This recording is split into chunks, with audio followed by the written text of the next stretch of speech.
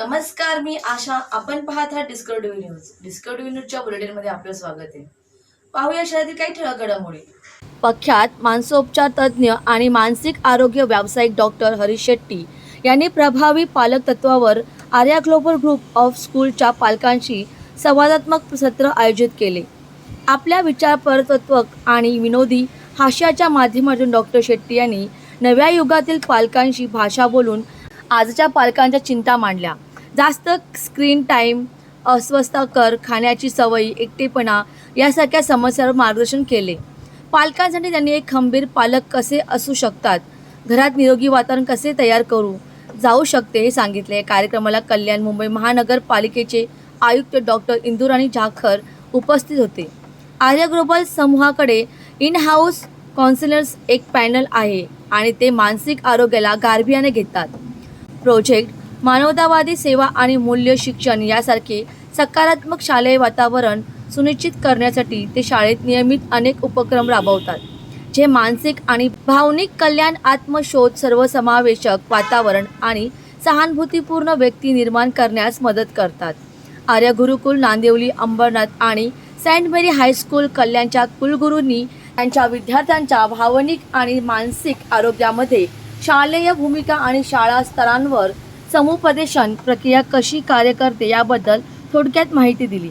Doctor Neelam आणि भरत मलिक यांच्या अध्यक्षतेखालील Arya global group of school आपल्या सभोवतालच्या सर्वांगीण कल्याणासाठी नियमितपणे असे उपक्रम राबवित असतात.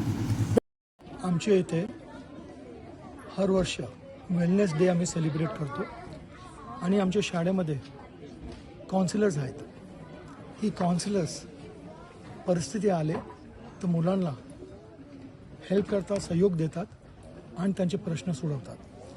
डॉक्टर हरीश शेट्टी आपले भारताचे मानलेले सायकॅट्रिस्ट आहेत आणि ज्या टाईम आम्ही त्यांना इन्व्हाइट करतो ते आपल्याला कल्याणमध्ये येऊन पालकशी बोलतात आणि ते इतके इफेक्टिव्हली सांगतात की आपण सर्व आपल्याला असं वाटतो ही सर्व प्रश्न आपलेच आहे. आणि इतके चांगले उदाहरणांनी डॉक्टर साहेबांनी आपल्याला मार्गदर्शन दिलं आहे आणि ही कुठेतरी आपल्या लाईफमध्ये मला असं वाटतो जरूर आपल्याला काम येतात. मी असं म्हणतो आज पालकांनी 700-800 पालक आले, फुल हॉल फुल होता.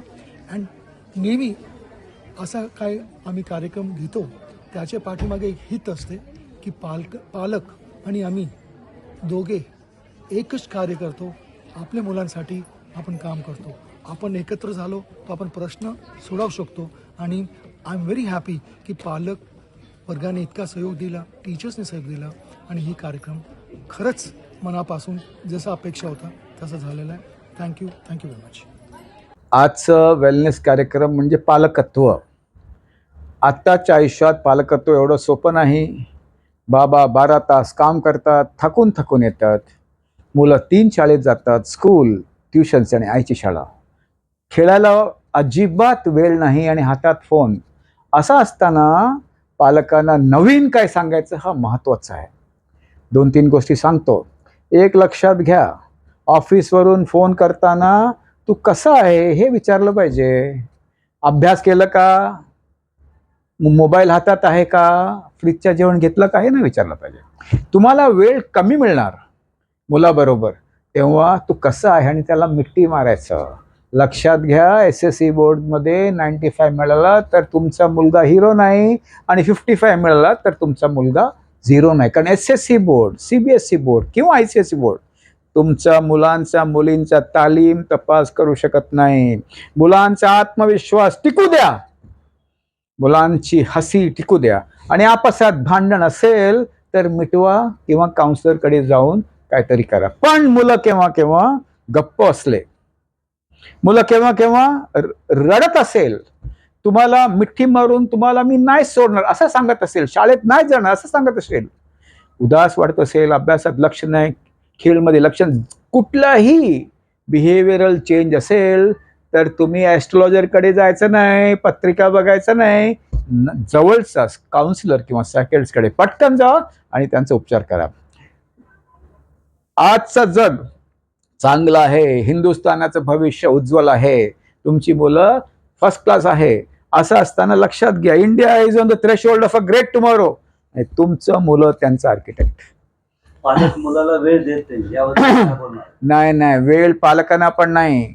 माय ताई माय अक्कांना सांगतो, बाबांना नसताना त्यांना शिव्या द्यायचं नाही, तुझा बाबा काय करतो हे सगळं सांगायचं नाही. आणि आई तुमची तुमची गृहिणी कमीत कमी दुप्पट काम करते तुमच्यापेक्षा, आणि जर वर्किंग असेल तर त्रिप्पट काम करते. एक दुसऱ्यावर लक्ष द्या. वेळ नसतो, कारण ग्लोबलाइज वर्ल्डमध्ये कोणालाही वेळ नाही. जेवढं वेळ आहे त्याची इंटेन्सिटीचा उपयोग करा. वेळ नाही असं सांगू नका. आपण कमी वेळ असताना भावना व्यक्त करा, हे इम्पॉर्टंट आहे. आर्य गुरुकुलमध्ये जे फिजिकल एज्युकेशन आहे तो आता ट्रान्झिशन करतो आहे वेलनेसमध्ये. Physical education primarily physical fitness आणि स्पोर्ट्स स्किल असतो, पण वेलनेसमध्ये फिजिकल एज्युकेशन पण असतो आणि वेगळ्या काही दुसऱ्या डायमेन्शन पण असतात, जसं की social wellness, emotional, mental and intellectual wellness असतात. त्याच्यामध्ये अजून एक डायमेन्शन आम्ही जोडली आहे, ती आहे इन्क्लुझिव्हिटी. इन्क्लुझिव्हिटी म्हणजे जी मुलं ज्यांना स्पेशली एबल्ड आहेत किंवा डिफरंटली एबल्ड आहेत, चिल्ड्रन विथ स्पेशल नीड्स आहेत, त्यांना पण आम्ही ह्या प्रोग्रामखाली आणलं आहे. आणि या वर्षापासून आमचं एक नवीन सिलेबस सुरू होतं आहे वेलनेसवर. जी मुलं आहेत, जी स्पेशल नीड्सची मुलं आहेत, त्यांना आम्ही आयडेंटिफाय करतो आणि त्यांच्यासाठी जे काय असू शकतो काउन्सिलर्स करतात. त्याशिवाय आम्ही स्पोर्ट्सच्या माध्यमाने जे आम्ही त्यांना स्पोर्ट्स थेरपी देऊ शकतो ते आम्ही देतो. शिवाय ज्या पॅरेंट्सला जे डिसेबिलिटी सर्टिफिकेटबद्दल माहिती नसते त्यांना आम्ही माहिती देतो का डिसेबिलिटी सर्टिफिकेट अशा मुलांना कंपल्सरी गव्हर्मेंट त्या हॉस्पिटलमध्ये जाऊन तुम्ही काढून घ्या. या सर्टिफिकेटचा मुलांना भरपूर फायदा होतो. तुम्ही एज्युकेशनल स्कॉलरशिपसाठी गव्हर्मेंट निधी देते. त्याशिवाय त्यांना रेल्वे कन्सेशन मिळतो त्यांना आणि त्यांच्या पालकांना. त्याशिवाय त्यांना रिझर्वेशन असते मोठ्या एज्युकेशन इन्स्टिट्यूट्समध्ये. त्याच्याशिवाय त्यांना गव्हर्मेंट 5% जॉब रिझर्वेशन असतो गव्हर्मेंटमध्ये. तर अशी आम्ही ह्या सगळ्या गोष्टी पालकांना आम्ही सांगतो, ताकी पालकांना माहीत असलं पाहिजे की ह्या गोष्टी सर्टिफिकेट घेऊन त्यांच्या मुलांना एम्पॉवर करू शकतो. थँक्यू, धन्यवाद. The bureau report, discovery TV news. तर या होत्या डिस्कव्हरी टीव्ही न्यूज. तुम्हाला आमच्याशी संपर्क साधायचा असल्यास स्क्रीनवर दिलेल्या क्रमांकाशी संपर्क साधू शकतात. 9388420420. तर वेळ झाली निरोप घेण्याची. उद्या पुन्हा भेटूया याच वेळेस. तोपर्यंत धन्यवाद.